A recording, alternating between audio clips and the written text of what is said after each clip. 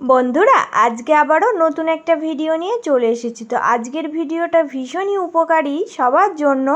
তো দেখো, অল্প একটুখানি কাপড় দিয়ে আজকে এত সুন্দর একটা কাজের জিনিস তোমাদের সাথে শেয়ার করব, যেটা কিন্তু তোমরা একদম সহজভাবে দেখে শিখে নিতে পারবে। এই রকম জিনিসগুলো বানিয়ে তোমরা অনেক টাকা ইনকাম করতে পারবে, তাও আবার কোনো খরচই হবে না। সেটা তোমরা আমার এই ভিডিওটা দেখলে বুঝতে পারবে। তো দেখো, এই রকম ছোট বড় কাপড় কিন্তু সবার কাছেই থেকে যায়। তো একটা ব্লাউজ বানানোর পর এই রকম অল্প একটুখানি কাপড়ের টুকরো থেকেই যায়। তো দেখো, এই ফেব্রিকটা অনেকটাই সুন্দর। তো ভাবলাম এটা দিয়েই একটা সুন্দর জিনিস বানিয়ে তোমাদেরকে দেখাবো। দেখো, এটা আমি সাইডগুলো একটু কেটে বাদ দিয়ে পরিষ্কার করে নিচ্ছি। শুধুমাত্র একটু লম্বা করে যেটুকু আমার আছে এই সিটটুকুতেই হয়ে যাবে। তো দেখো, আমি কিন্তু এর মাপটা তোমাদেরকে দেখিয়ে দিচ্ছি। দেখো, এইদিকে কিন্তু এই 16.5 ইঞ্চি মতো আছে, আর এই চওড়ার দূরত্বটা 7.5 ইঞ্চি।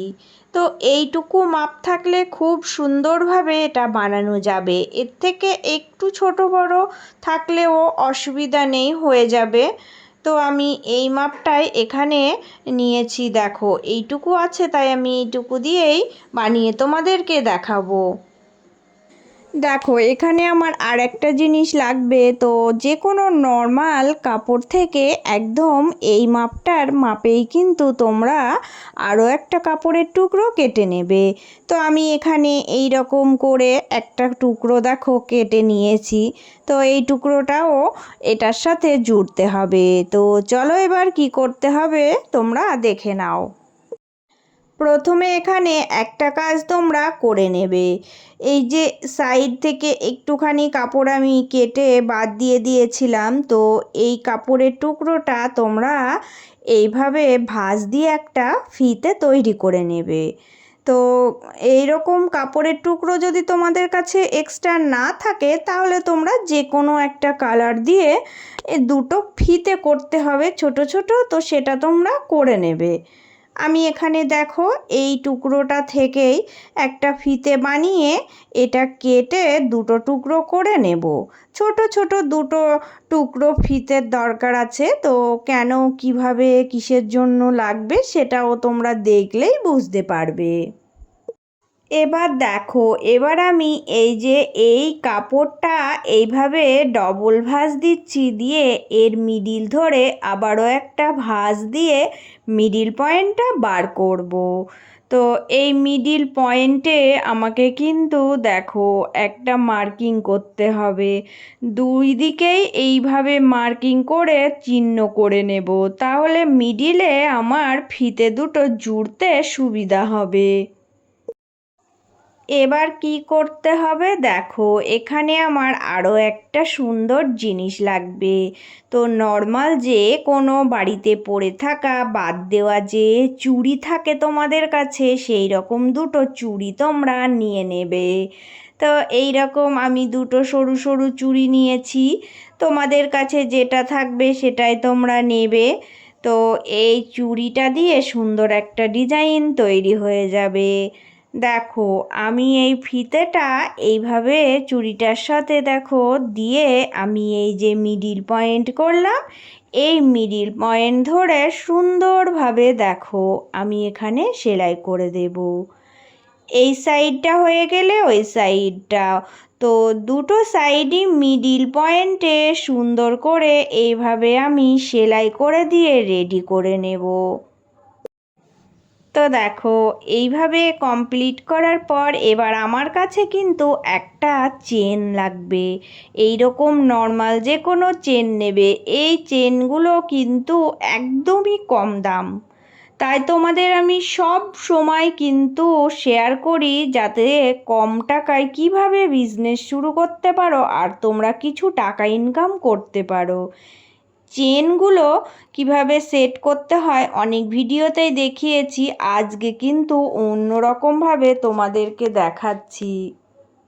প্রথমে দেখো, চেনের একটা সাইড আমি এইভাবে করে দেখো সোজা এখান দিয়ে সেলাই করে সেট আপ করে নিয়েছি। এবার যে এক্সট্রা আর একটা কাপড়ের টুকরো আমি কেটে নিয়েছিলাম ওটা কি করতে হবে দেখো, এর ওপর দিয়ে আমি এই যে চেনটা ঢেকে দিয়ে সেলাই দিয়ে দেব। এর ফিনিশিংটা অনেক সুন্দর আসবে। আজকে তোমাদেরকে একটা কিন্তু সুন্দর জিনিস দেখাবো যেটা কিন্তু খুব সুন্দরভাবে ফিনিশিং করতে পারবে।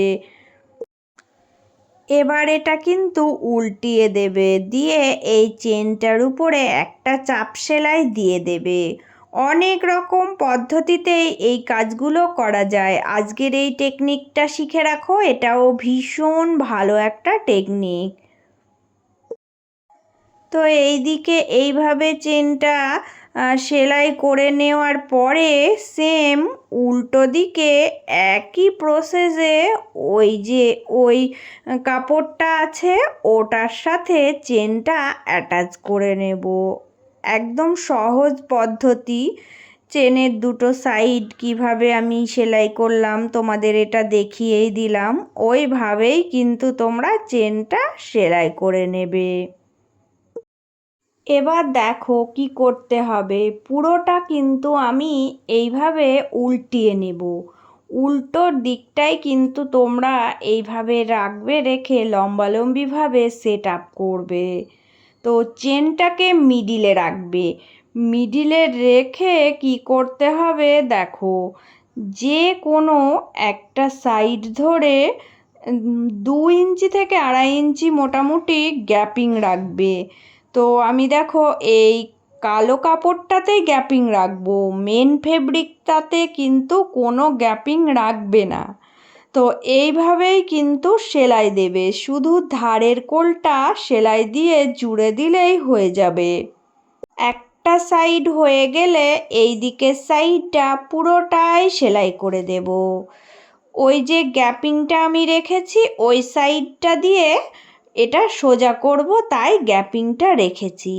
আর এটা কিন্তু এই সাইডটা মুড়ে দিলাম, তাহলে এটা সুন্দরভাবে কিন্তু দেখো সেট আপ হয়েই গেল। তো এতক্ষণ পর্যন্ত যে সকল বন্ধুরা আমার সাথে থেকে ভিডিওটা ভালোবেসে দেখছো, তোমাদের সবার জন্য রইল অনেক অনেক ভালোবাসা। আর আজকে যে সকল বন্ধুরা নতুন এসেছো, প্লিজ বন্ধুরা আমার ভিডিওগুলো ভালো লাগলে চ্যানেলটি সাবস্ক্রাইব করে নিয়ে পাশে থাকার অনুরোধ রইল। 2 দিকের সেলাই কমপ্লিট হয়ে গেলে এবার আমি যে খোলা অংশটা রেখেছিলাম ওটা দিয়ে সোজা করে নেব। সোজা করার পর তোমাদের দেখাচ্ছি এর ভিতরের ফিনিশিংটাও অনেক সুন্দর হবে আর উপরটাও ভীষণ সুন্দর হবে।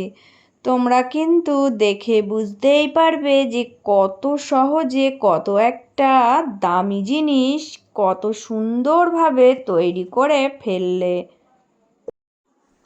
দেখো এটা কিন্তু কতটা কাজে আসবে তোমরা এবার দেখে বুঝতেই পারছো। তো এই রকম ছোটোখাটো টুকরো কাপড় দিয়ে তোমরা যদি এই রকম যে কোনো একটা ব্যাগ বানাতে পারো, নিজেরা তো ব্যবহার করতেই পারবে, আবার অন্য কাউকে গিফটও করতে পারবে। এগুলো কিন্তু বিক্রিও করা যায়। তো দেখো কত সুন্দর হয়েছে। এগুলো মোবাইল রাখলে কিন্তু খুবই সুন্দর হয়, যখন ছোটোখাটো জিনিস মোবাইল নিয়ে কোথাও যেতে হয় তখন এই রকম ছোটো ব্যাগগুলো খুবই দরকারে আসে সবার। তো এই যে এই চুড়ি দুটো আমি এইভাবে করে দিলাম, কারণ হচ্ছে এই দুটো হ্যান্ডেলের কাজ করবে। কত সুন্দর লাগছে দেখো। খুবই সহজভাবে আজকের এই ব্যাগটা তোমাদেরকে বানিয়ে দেখালাম। তো আমার আজকের এই ডিজাইনটা তোমাদের কেমন লেগেছে বন্ধুরা, সবাই কমেন্ট করে জানিয়ে যেও। তো সবার জন্য রইল অনেক অনেক ভালোবাসা। সবাই ভালো থেকো, সুস্থ থেকো। চলে আসবো আবারও অন্য কোনো একটা ভিডিওর সাথে।